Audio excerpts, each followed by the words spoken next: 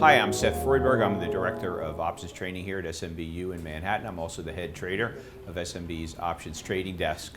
So today I'd like to talk about how you can avoid trading like the Three Stooges.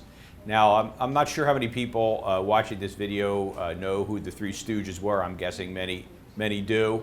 The Three Stooges were a comedy team that would perform short subject movies before feature-length films back in the 30s and 40s and 50s. And they were very funny, three guys, one of them from Philadelphia, my hometown. I actually have relatives who knew them and were writers for them and so forth. So anyway, it was a very funny comedy team, and they were known for their idiotic handling of any subject matter. They were just fools who, went around the world acting foolishly. Well, you can trade like the Three Stooges too, which is not a compliment to your trading. And one thing a good trading coach will do is to try to help you to avoid getting into a situation where you're going to trade like the Three Stooges in a very foolish, haphazard, hectic manner. So let me focus in on how that can happen. Let's think about trade strategies that you develop. You either learn a trading strategy from someone else, or you develop it yourself, or some combination thereof. How would you know that you're dealing with a solid trading strategy? Number one, obviously, it's going to be consistently profitable for you. It's structured intelligently so that it is designed in a way that takes advantage of the strengths of trading options. So it needs to have an intelligent design. You then, once you intelligently design it, you back test it. Based on your back test, you probably tweak the strategy a little bit, and then you run your back test again with the tweak to make sure it still works well. And then ultimately, in your back test, you're very dispassionately, non-emotionally going through the procedures of the strategy, and particularly you are adjusting your trades to respond to what the market's doing in a timely manner. You're not late on your adjustments. You're on time on your adjustments according to your protocol. So that would be a sound strategy, properly back-tested, adjustments done in a timely manner. That would be good trading practice. Now, let's take a look at a situation like this. Back in May of 2010, something happened in the markets. Many of you were present during this. It was called a flash crash.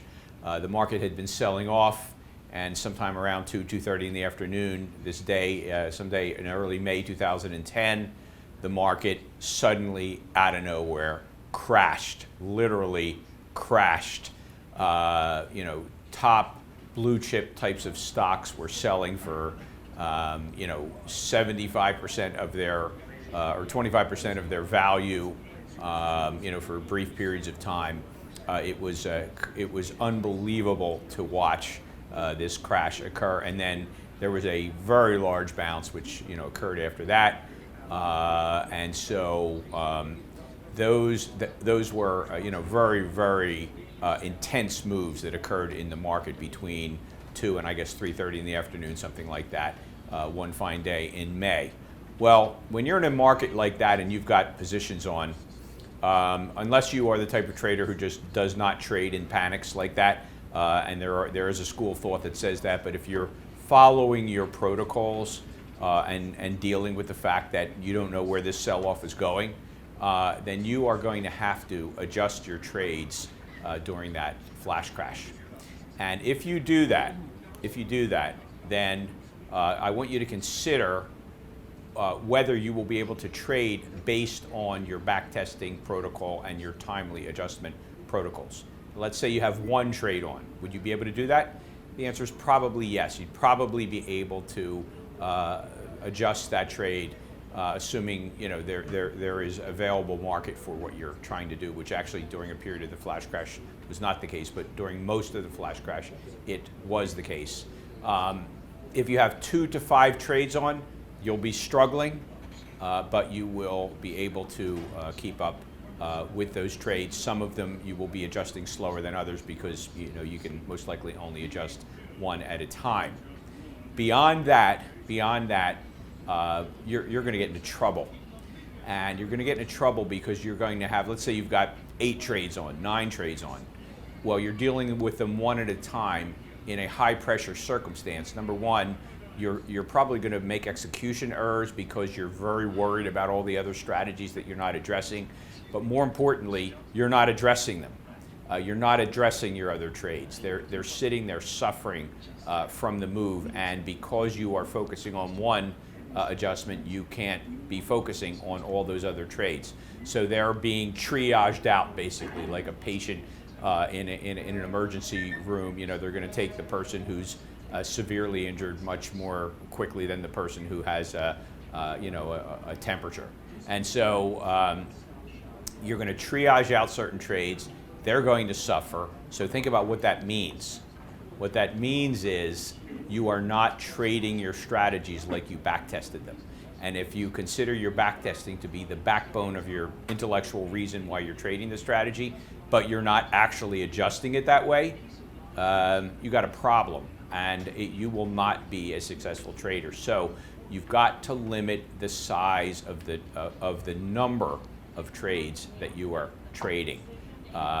Some people I know trade a single trade, and they are just basically managing the Greeks of one large position. Other people like myself, I will typically have at any given time between 2 and 5 trades on. I will try not to exceed 5 because that's my personal cutoff for proper handling in a flash crash kind of situation. So I like to stay under 5, and I want you to realize that in calm times, everything I'm talking about, won't mean anything. But the problem is you can't predict when you're going to have a crash situation occur. I don't think anybody who woke up on that day in May thought today the market is going to crash. They may have thought the market's going to sell off. This could be a rough day. I don't think anybody was saying we'll probably have a crash around 2:30 in the afternoon. So you don't know when it's going to happen, but what you do know is when it happens, you're most likely going to be having to address your trades. And if you have 8 trades on, you're not going to be addressing all your trades. You're only going to be addressing a small percentage of them.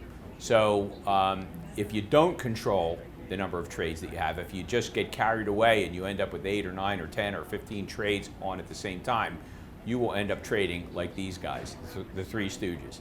You don't want to do that. You don't want to make lots of execution errors because you're nervous about the fact that you're not addressing trades. You don't want to trade outside of the parameters of your trading strategy, which you so carefully back-tested. Everything falls apart if you don't trade the trade the way you designed the trade. That's really important to remember. So simple little principles like don't put on too many trades at the same time are incredibly critical to your long-term survival as an options trader.